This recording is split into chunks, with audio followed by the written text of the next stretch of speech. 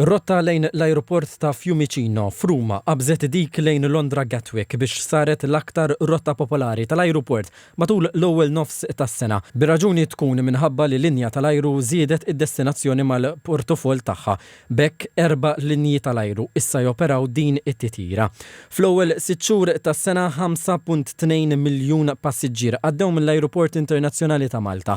Żieda ta' 15.6% meta mqabbel mal-istess perjodu tas-sena l-oħra. L-ajruport qal li s-sena bdiet b'riżultati b'saħħithom matul l-istaġun tax-xitwa, jiġifieri bejn Jannar sa Marzu ta' din is-sena.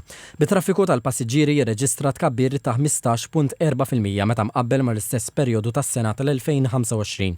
Filwaqt li l-linji tal-ajru kellhom 2.6 miljun post ximlew bħala medja ftit aktar minn 80% tal-ajruplan intmela.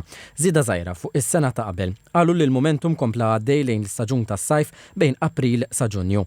Min total ta' 3.8 miljun post bħala medja kull ajruplan mela kważi 84%. TVM News titkellem mat-turisti li insertaw il-belt jew l-ajruport u kummentaw fuq il-vaganza tagħhom f'Malta. And I'm doing a walking tour and just, yeah, it's beautiful. Overall was okay. It's fun. Looks lovely. It's good water, nice.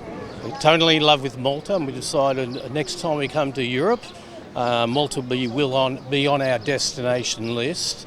I also work with a guy who's Maltese, and he said, you should go there one day. And some places we've been to, like Paris, oh my gosh, so expensive, crazy money. But here, good value, nice people, friendly people, ticks all our boxes.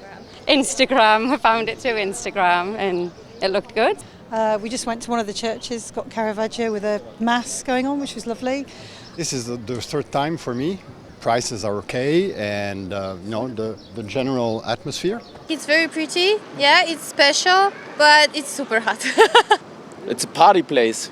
We want both chill and party. Blue Lagoon, nice spot, yes. My mom was brought up here, so yeah, when she was a little girl. Gozo, we were in boat, Blue Lagoon. And it was really good. It was a really interesting place. We stayed in St. Julian's, which is obviously a really big party place.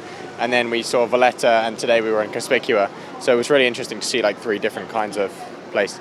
Ir-Renju Unit baqa l-akbar suq li ammonta għal 20% jew 2 minn kull 10 passiġġieri matul l-ewwel nofs tas-sena. Il-traffiku mir-Renju Unit kiber b'14.6% fuq is-sena l-oħra minħabba espansjoni fl-operat tal-linji tal-ajru brotot ġodda. Intant is-suq Pollak kompla jissaħħaħ u huwa fost l-aktar destinazzjoni li qed jikber brata maġla.